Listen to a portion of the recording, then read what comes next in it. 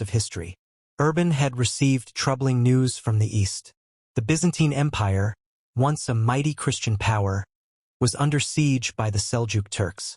Their victory at the Battle of Manzikert in 1071 had shattered the Byzantine frontiers, and the Turks were advancing toward Constantinople, the last great Christian city of the East.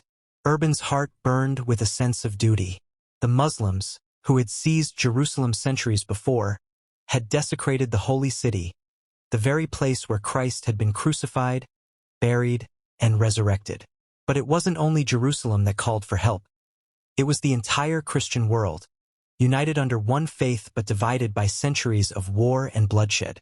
This was to be a war like no other. The Pope's words in Clermont were not merely a call to arms. They were a summons to the very soul of Christendom. God wills it, he cried, as the gathered crowd erupted in applause and fervent agreement. Take up the cross and reclaim the Holy Land. The message of Pope Urban II resonated deeply within the hearts of all who heard it. To take up arms in defense of the faith was not merely a political act. It was a spiritual one, a chance for redemption, glory, and a path to heaven itself. Those who answered the call would be promised indulgences, freedom from sin, and the guarantee of a place in heaven.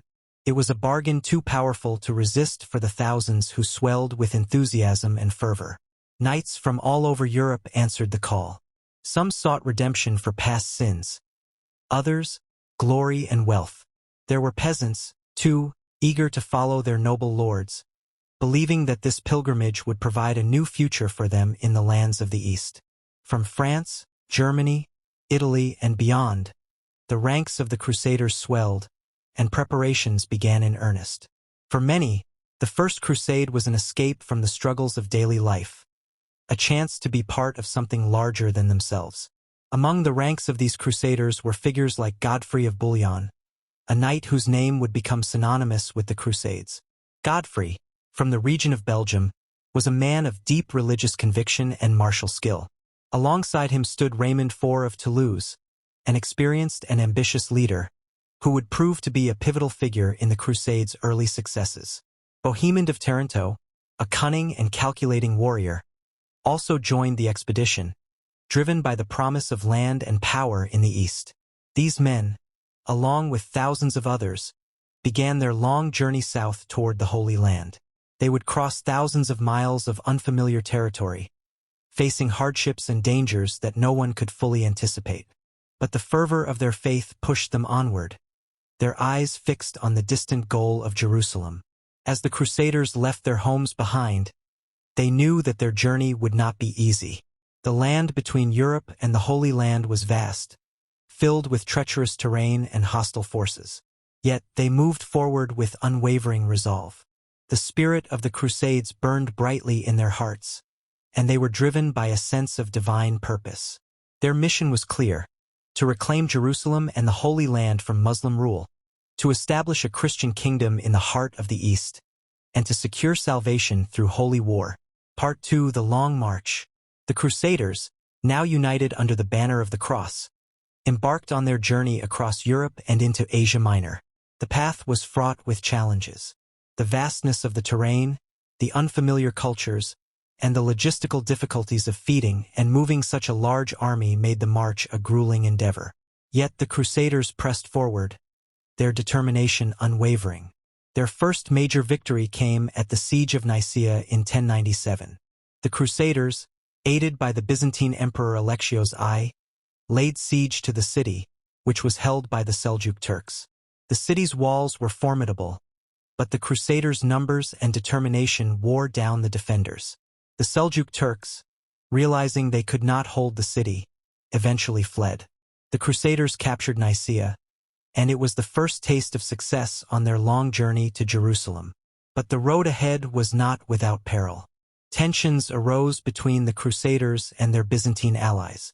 The Byzantine Empire had its own interests in the region, and some Crusaders, particularly the Norman Bohemond, began to question the role of the Byzantines in the crusade. They viewed their role as liberators of the East, but the Byzantines saw the Crusaders as tools for reclaiming territory for the empire. The next major challenge came at Antioch.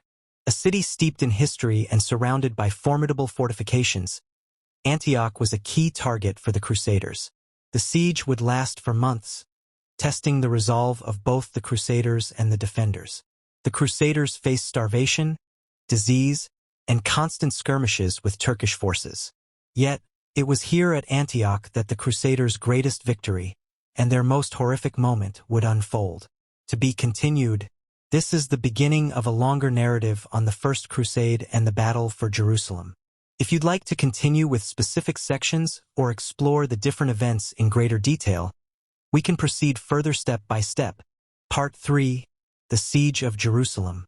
The Crusaders, after months of marching and enduring hardships, finally arrived at the gates of Jerusalem in 1099. The Holy City, sacred to Christians, Jews, and Muslims alike, had been under Muslim control since the early centuries of Islam. The Crusaders' primary objective was clear: to reclaim the city of Jerusalem for Christianity. But the challenge they faced was immense. Jerusalem's walls were formidable, and the Muslim forces inside were determined to defend their city. The defenders of Jerusalem. The city was under the control of the Fatimids, a Shiite Muslim dynasty.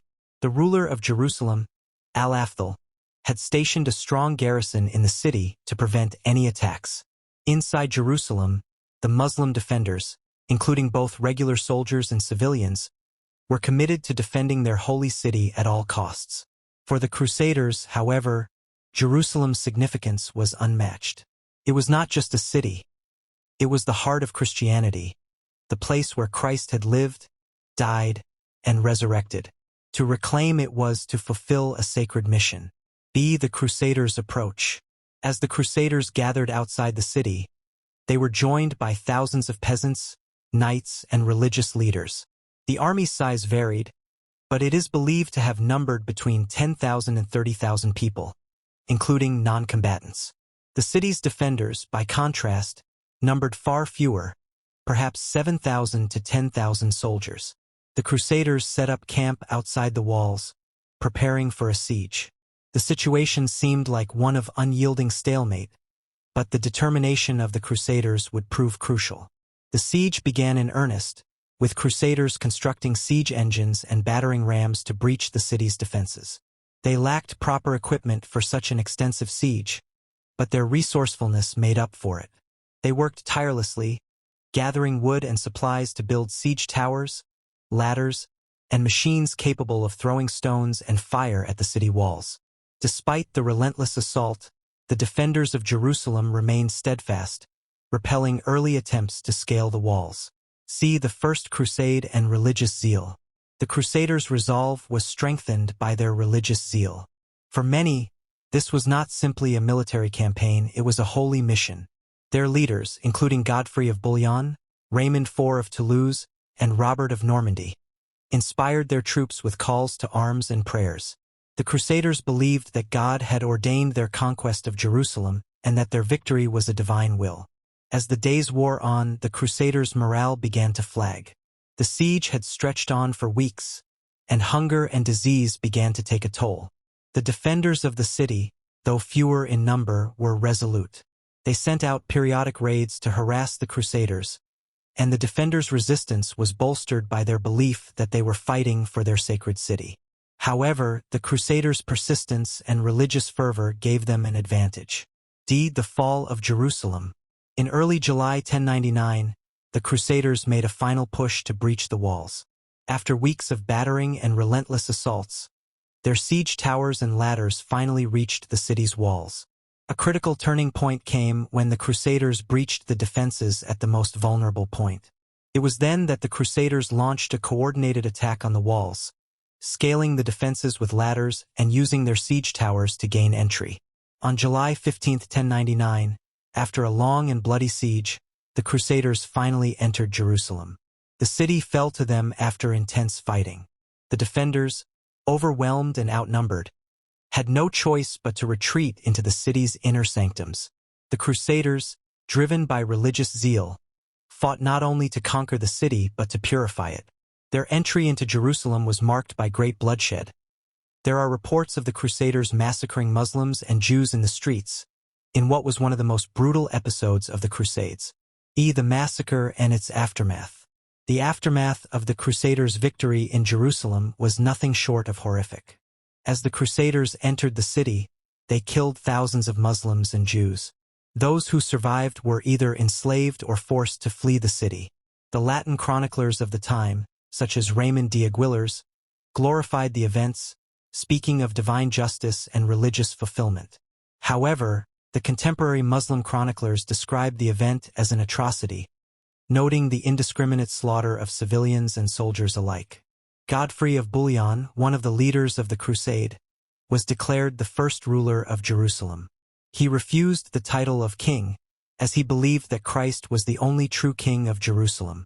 Instead, he took the title of Defender of the Holy Sepulchre, a reflection of his religious dedication. Despite the brutality of the conquest, the Crusaders were overjoyed by their victory. For them, the conquest of Jerusalem was a divine mission fulfilled, a triumph of Christianity over Islam. The establishment of the Latin Kingdom of Jerusalem. In the wake of the battle, the Crusaders established the Latin Kingdom of Jerusalem, the first Crusader state in the Levant. The kingdom's borders were precarious, surrounded by hostile Muslim states, and its future uncertain. The Crusaders, however, were determined to secure their new kingdom. They built fortresses, castles, and fortified cities to defend their territories. They also established new Christian institutions in Jerusalem and the surrounding areas, further solidifying their presence in the region. Godfrey of Bouillon's death in 1100 left a power vacuum, and his successors, including Baldwin I, had to fight to maintain control over Jerusalem. The Crusaders' kingdom was constantly under threat from the surrounding Muslim forces, and they had to rely on their military strength to hold onto their conquests. The Crusader states in the Levant would continue to struggle with internal divisions, limited resources, and the ever-present threat of Muslim retaliation. Part 4. The long-term consequences of the Crusade.